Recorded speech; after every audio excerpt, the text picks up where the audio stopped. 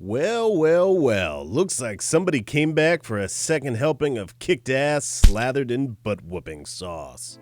In case you didn't see part 1 of our history of kicking ass, click here. And if you did, you should be familiar with cheesy flashbacks to get the audience back up to speed. And because it's the sequel, you lost some of the original cast, which is my way of saying I'm your narrator for today.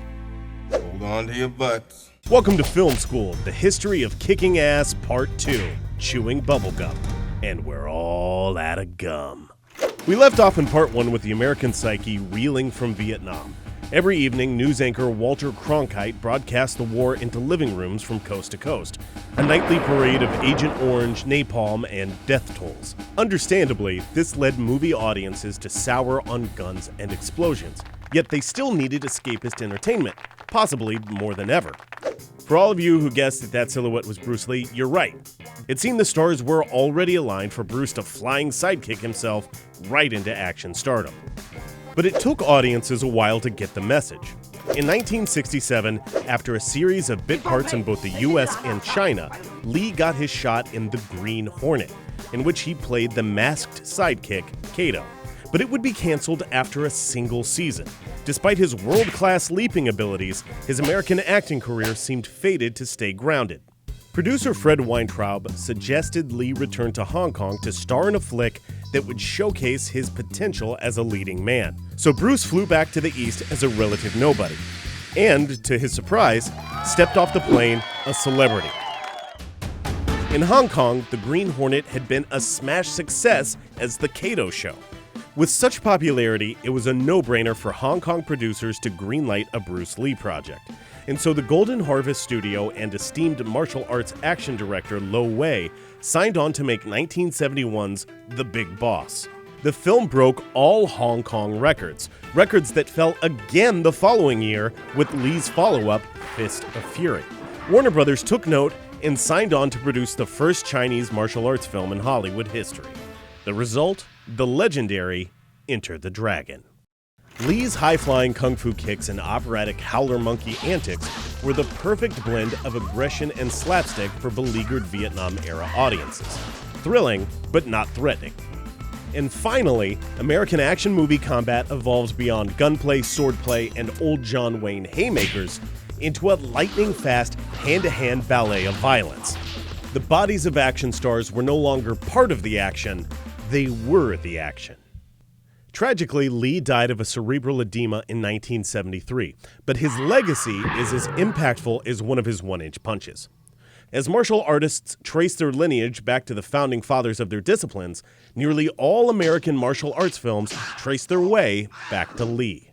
Simultaneous to Lee's rising stardom in the early 1970s, Hollywood found another ingenious way to avoid depressingly realistic human-on-human violence, yet still provide heart-pounding action: disaster movies.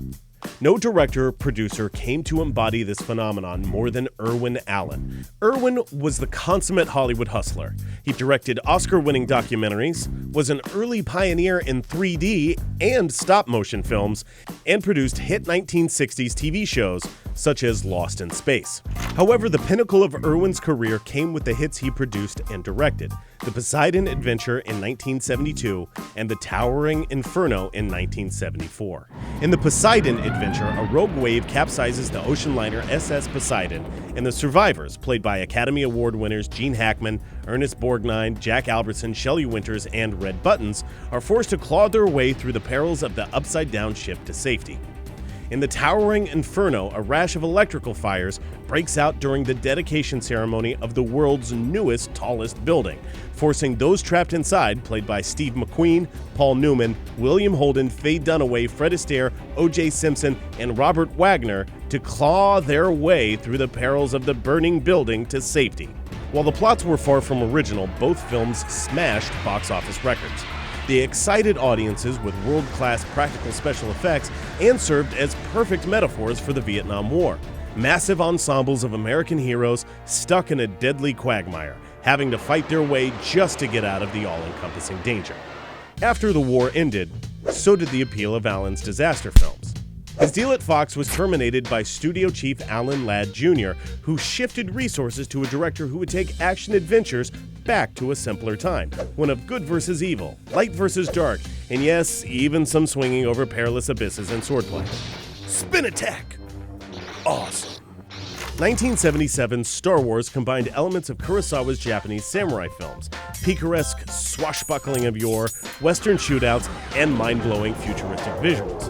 We did a whole film school on it that won a Webby, so we're not going to talk about it here anymore, except to say, maybe go watch that if you haven't seen it. It also launched the career of the biggest action star of all time. No, not Mark Hamill. This guy. The self-taught carpenter and former stagehand for The Doors launched his career into orbit with the role of Han Solo and proceeded to indelibly carve his name into film history as Indiana Jones, The Fugitive, Jack Ryan, and Blade Runner.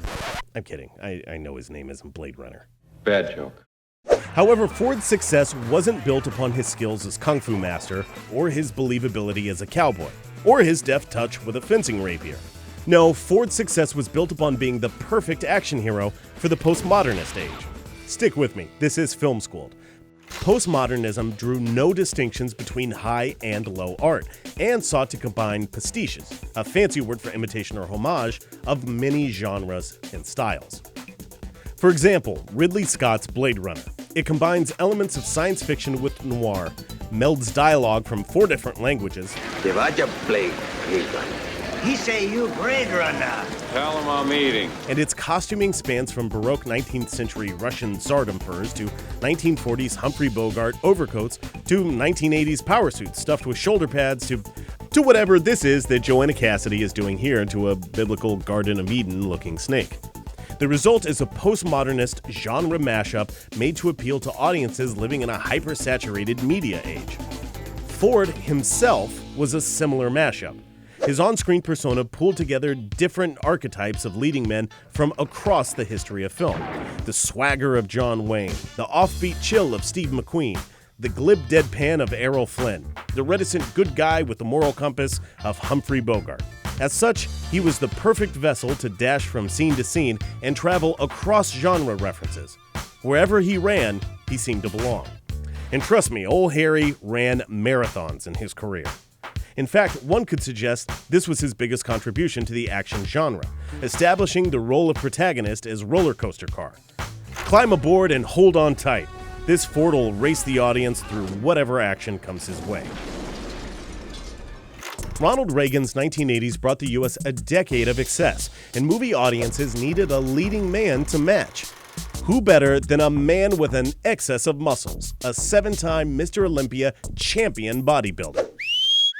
Yeah, I'm talking about Schwarzenegger.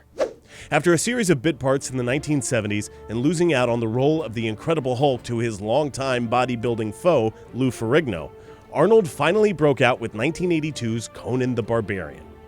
The film adaptation of the 1930s Robert E. Howard Weird Tales pulp magazine character was thin on plot, but thick on brawn. Instead of Lancaster, Weissmuller, and Flynn, 80s audiences had Arnold, Stallone, Van Damme, Lundgren, beefcakes who hit the gym hard so they could hit the bad guys harder. The pump, it feels fantastic. It's as satisfying to me as coming is. I'm like getting the feeling of coming in the gym, I'm getting the feeling of coming at home, I'm getting the feeling of coming backstage when I pump up. So I'm coming day and night. I mean, it's terrific. They were human encapsulations of testosterone, pumped up, oiled up, strapped up, with impossibly large artillery that symbolized what guns obviously symbolize: dicks. They loomed on screen as physically indestructible, which was essentially the conceit behind Arnold's 1984 classic, The Terminator. It's no surprise that the first big-budget superhero film launched in this era with a similarly indestructible character, the 1978 Richard Donner classic, Superman. Action movie fans thrilled from living vicariously through these physical giants' feats of strength. But they weren't exactly relatable. I mean, for me they are. You can't tell by my voice, but I'm 6'4", 265, and I deadlift Mack trucks like mere mortals pop Tic Tacs. But 80s audiences couldn't get by on bulging biceps alone. They wanted an on-screen pal who would hold his own slugging baddies in a scrape, and then hold his own slugging back brews in a bar. They wanted an action hero that they could drink a beer with. But it's closing time now, so to get your drink on and your film school think on, you'll have to come back and tune in for the final installment, The History of Kicking Ass Part 3. Third time's the hard.